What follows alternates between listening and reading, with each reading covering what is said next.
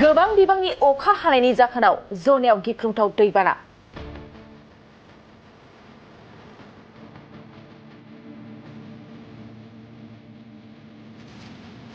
जनायाव गोबां बिबांनि अखा हानानै गोबां सुबुंफ्रा गोबां जेंनायाव गोग्लैदों।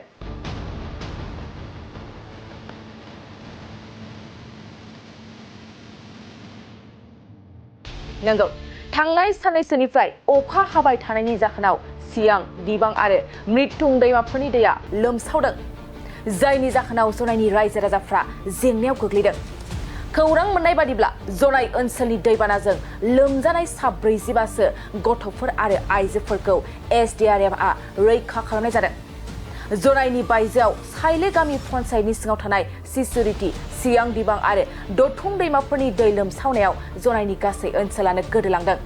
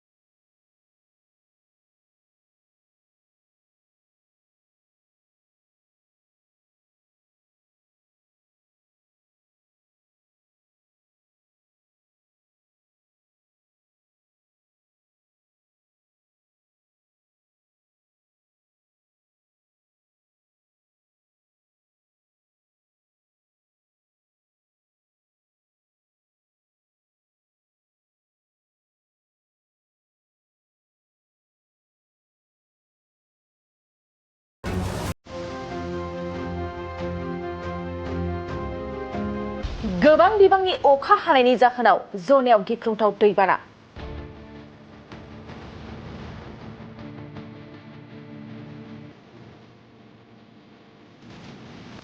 जनायाव गोबां बिबांनि अखा हानानै गोबां सुबुंफ्रा गोबां जेंनायाव गोग्लैदों।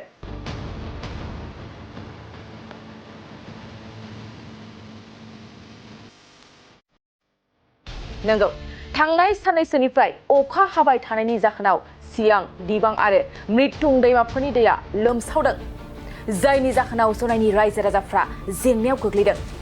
खौरां मोननाय बादिब्ला जनाय ओनसोलनि दैबानाजों लोमजानाय सा 40बासो गथ'फोर आरो आइजोफोरखौ SDRFआ रैखा खालामनाय जादों। जनायनि बायजोआव साइले गामि पन्चायतनि सिङाव थानाय सिसुरिटी, सियां, दिबां आरो दथुं दैमाफोरनि दै लोमसावनायाव जनायनि गासै ओनसोलानो गोदोलांदों।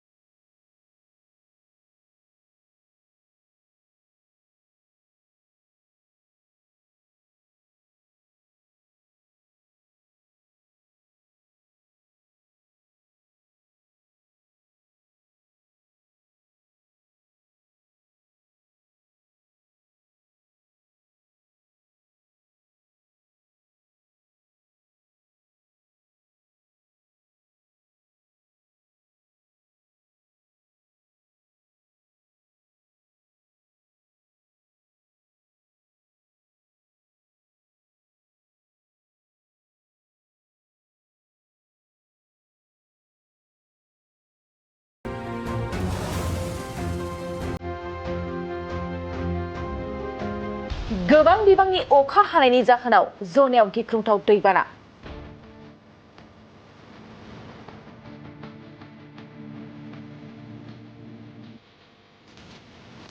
जनायाव गोबां बिबांनि अखा हानानै गोबां सुबुंफ्रा गोबां जेंनायाव गोग्लैदों।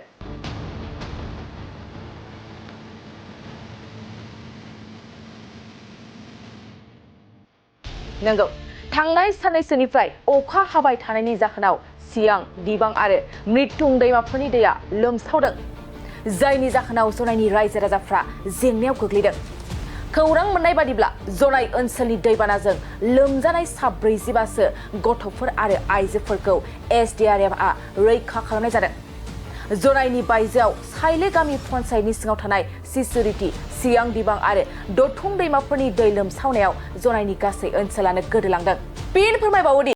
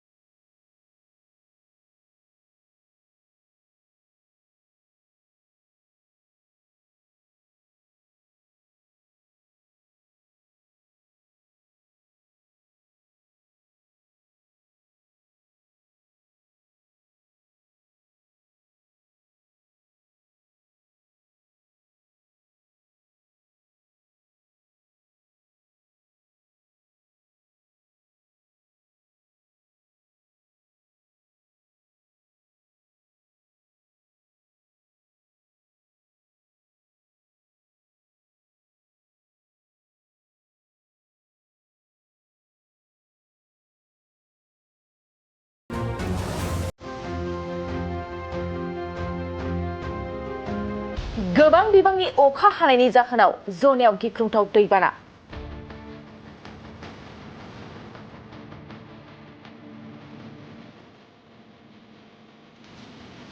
जनायाव गोबां बिबांनि अखा हानानै गोबां सुबुंफ्रा गोबां जेंनायाव गोग्लैदों।